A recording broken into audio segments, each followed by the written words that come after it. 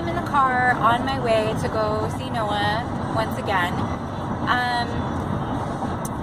He was not able to come home this weekend because he had a really difficult time last weekend. Actually, his visit, oh, this is so shaky. I'm in the car, like, on the freeway, and it's, like, so bumpy for some reason. It's, darn it. And then it's like when I go to edit it, it still doesn't, like, stabilize it right. So, I don't know. I have to figure something else out. Like, vlogging in the car is, like, I don't know. It just seems like the easiest time to do it because, especially when I don't have the kids with me, because then I can just, like, concentrate on what I'm gonna say. But it's hard to concentrate when it's, like, jumping all over the place. Sorry guys. Okay, anyway, so last weekend Noah had a really hard time when we were driving back. He went and took his seatbelt off because he was mad at me because, well, I won't go into the details. It's a really not interesting story, but essentially, he got mad at me, took his seatbelt off, and wouldn't put it back on. And in addition to that, he walked away from me when we were in Target and, like, walked out of the store. And so I had to follow him. Thankfully, I didn't have other kids with me because otherwise it would have been disastrous. As it was, I had to take the stuff that I had in my hands and set it down so that I could follow him out of the store. So anyways, so we decided that this weekend we were just going to do an on-campus visit with him, and he was not happy about that, but we just really need to drive home the fact that safety is paramount to everything, and we also want to show DCFS post-adopt, who is funding his placement, that he is not ready to come home, and they are insisting that their funding is going to end come September 1st, and that Regional Center has to take over that funding. But Regional Center is scrambling to find a placement for him because they will not continue to pay for the current placement because it's not a vendor of Regional Center. So we're kind of in this limbo state once again where we're waiting, and it just really sucks that we have to kind of just not know what the plan is going to be and have that hanging over our heads, thinking that potentially they could send him home when it would just be so disastrous. And it's just not good. It's not good for him. It's not good for, you know, anybody in our house because it's dangerous. And so I'm going to go see him right now. And actually, the other thing that I wanted to tell you guys that I'm really excited about, I don't know if all 8 of you, all 8 of my subscribers, my big famous channel, follow me on Twitter or not, but I just recently started Twitter, and I still don't really understand how to use it very well. You know, I have Facebook down. Like, I feel like that's, like, I'm good with Facebook, but Snapchat doesn't work very well on my phone because I have an Android, and so I can't really do Snapchat very well. Instagram, okay, but it's like all these different social medias, and you're supposed to, like, link everything together, and I haven't figured that out, so I have to figure that out so that I can, like, actually be more productive in my like social media updates and stuff. But anyway, I digress.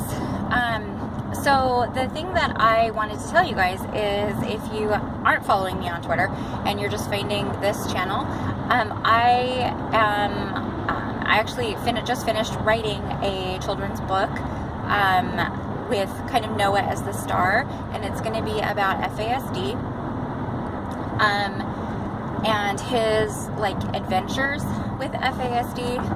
And so I am excited because all that I have left to do is the illustrations for it, and I really want Noah to do that so that he can feel like he has, like, I want to be able to like empower him. I feel like kids with FASD are so, they lack so much control over their lives, and I feel like they face so many failures every day and so many disappointments. Even if it's not a true factual disappointment, their perception of everyday life is that it's so hard and people are constantly lying to them and letting them down and not listening to them. And so I really, he may not be able to truly comprehend what we're doing right now, but I'm hoping that someday in the future, he will,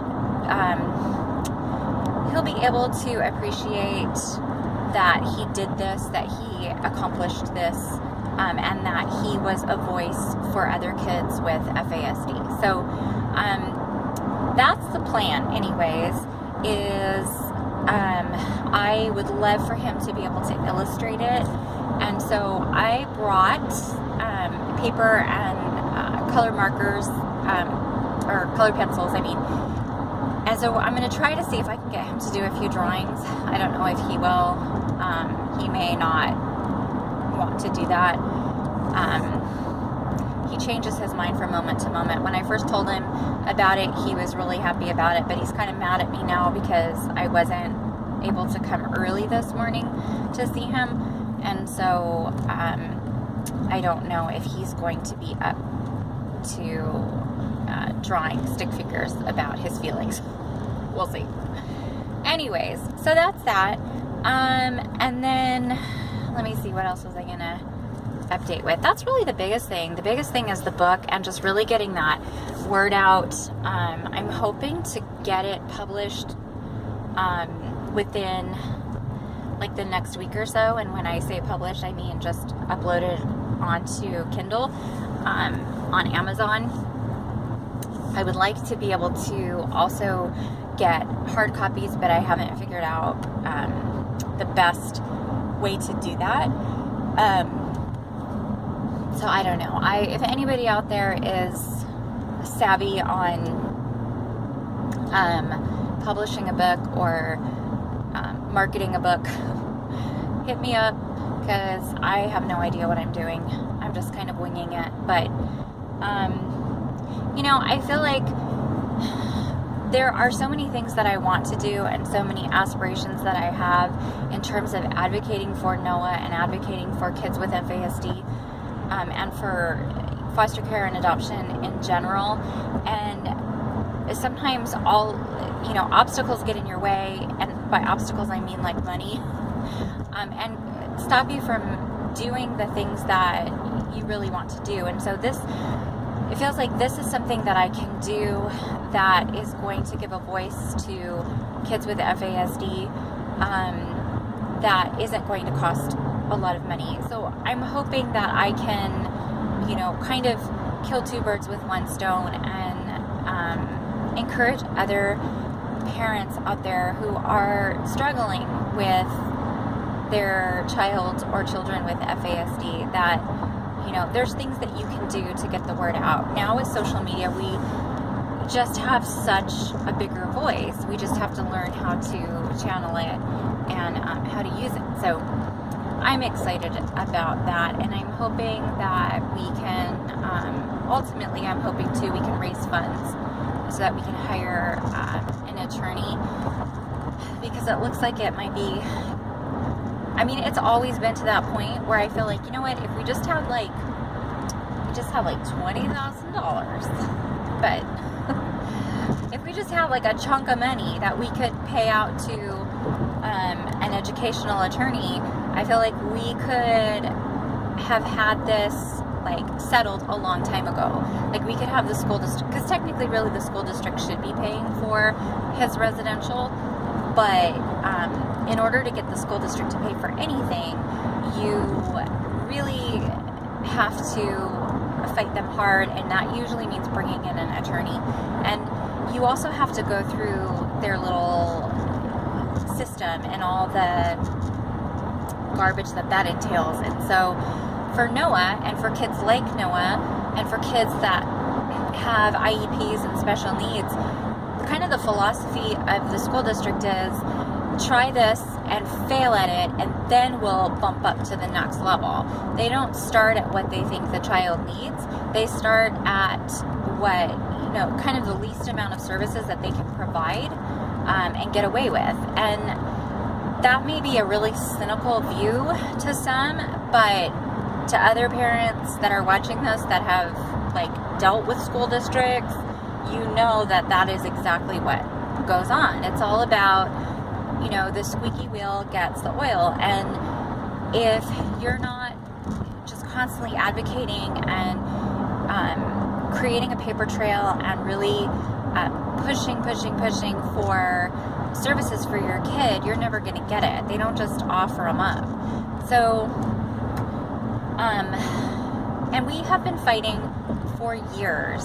I should probably do a vlog if anybody is interested on everything that we have done, tried, been through since day one as far as Noah's education and getting him the help that he needs. I mean, we started when he was 3, taking him into the school district and saying, this kid is in desperate need of some early intervention and maybe a preschool class that can help him with his learning disabilities, with his inability to sit still and pay attention, mostly with his emotional regulation, because if he can't regulate his emotions, he's not going to be able to learn, because he's not going to soak anything in if he's always in a fight or flight mode.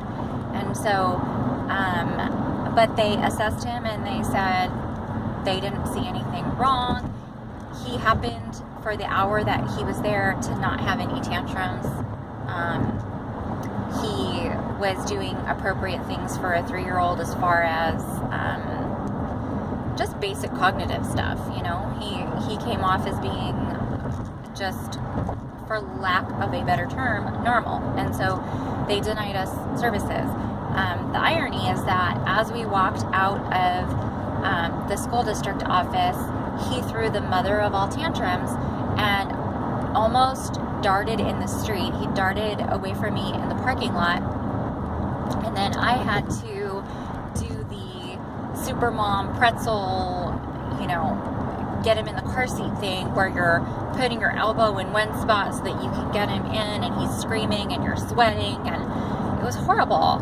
And I just remember driving home crying, because I was like, nobody is going to help us, and nobody cares that my kid doesn't have the ability to keep his emotions in check and to stay calm and to follow directions and to listen.